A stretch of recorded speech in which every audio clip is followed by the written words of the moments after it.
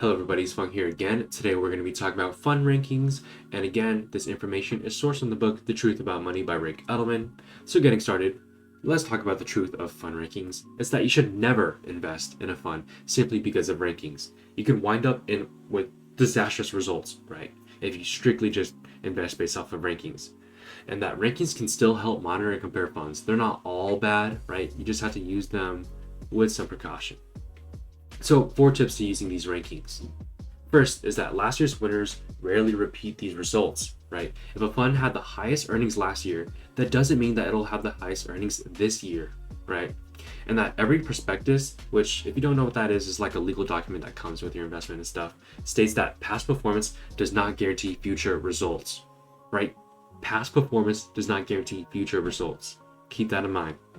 Despite this, many investors jump to different funds that previously ranked high, only to be disappointed, right? They keep on jumping ship. Oh, this one made the last this one.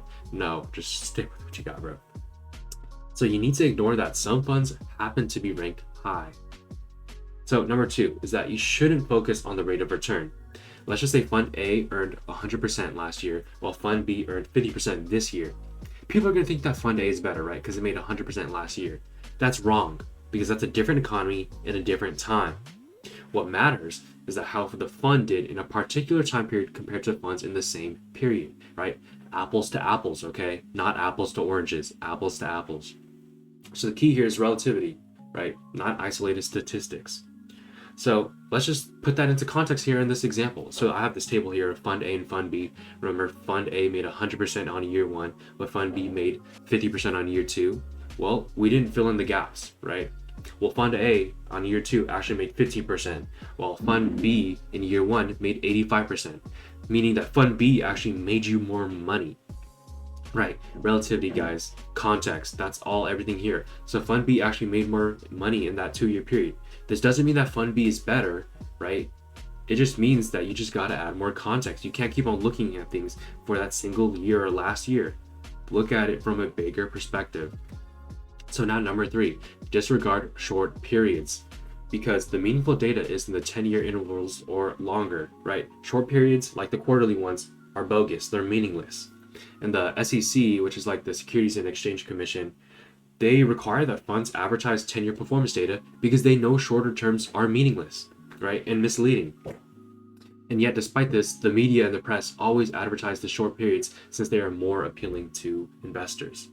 Number 4 is to use valid rankings, right? Many publications are flawed. They either rank stock funds and bond funds the same way, which again, how does that make sense? They're completely different asset classes. Or they rank only a few funds instead of all of them. So let's just say they rank only 5 out of the 10 possible funds. Well, what about the other 5, right? So a review of funds risk is just as important as the fund's return. Don't only look at the return. That you should be using rankings properly because that they will help you find funds that have consistent long-term performance that's competitive with similar funds. They offer volatility equal to or below that of others and are based on your objectives, not on your views if they will perform well. So recapping everything that we learned. First is that you should never invest in a fund simply because of the rankings, right? Funds rarely repeat their winnings. And you should focus on how the fund did in a particular time period compared to other funds in the same period. Apples to apples, right? Next is that short periods are meaningless, right? Remember the 10-year intervals or longer, sorry for that. And that you should use valid rankings to help you find good funds.